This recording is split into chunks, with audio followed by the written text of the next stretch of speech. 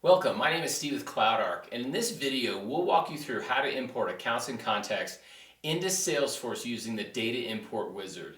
Importing data is one of the most common tasks for Salesforce admins. Whether you're onboarding new customers, migrating records from spreadsheets, or cleaning up old data.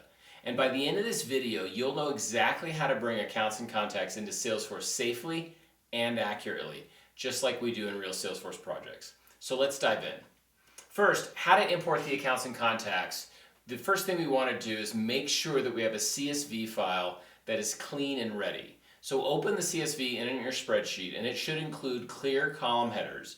For example, for accounts, you want things like account name, phone, billing street, billing city, billing state, etc.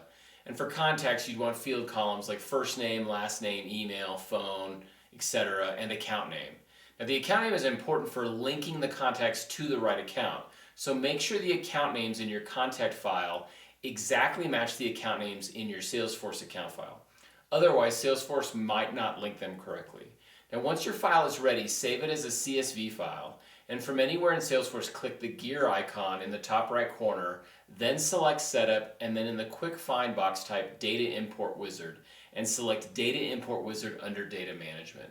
Click the Launch Wizard button. You'll see a page that lists different objects in Salesforce that you can import, like accounts and contacts. Scroll down to the Accounts and Contacts section, and you'll now have three main options: Add New Records, Update Existing, or Add New and Update Existing. For this demo, we'll select Add New and Update Existing. This allows Salesforce to create new records and update existing ones if there's a match.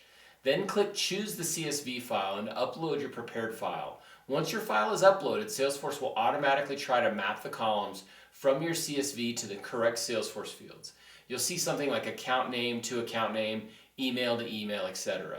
If Salesforce doesn't automatically recognize a column, you can manually map it by clicking Map and selecting the correct Salesforce field.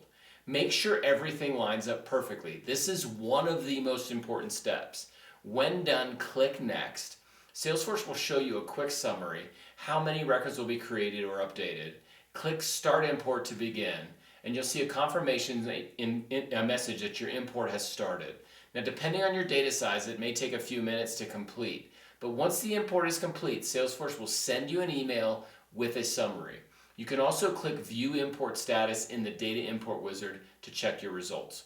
Here you'll see the number of records successfully imported, any records with errors, a downloadable CSV file showing details of any failed rows, and if any records failed, review the error message, for example, missing required field or account name not found. Correct them in your CSV and re-import those rows.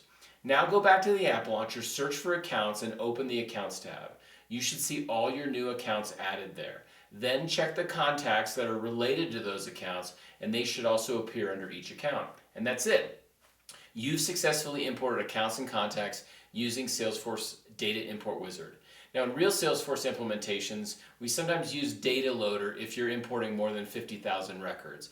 Always import accounts first, then contacts to ensure the relationship links correctly. Keep a backup file of your data before importing, just in case. This approach ensures clean, accurate data and avoids duplicate or orphaned records. And now that you know how to import into Salesforce, I just wanted to mention that you've just scratched the surface. So on the screen and in the description, you'll find links to our Salesforce admin training playlist, including more step-by-step tutorials from real Salesforce projects. Also, don't miss our quick 5-minute video that shares 3 proven strategies to improve Salesforce efficiency and reduce costs. And if you found this helpful, please like and subscribe and hit the bell icon so you never miss a new video. Again, thanks for watching, and we'll see you in the next one.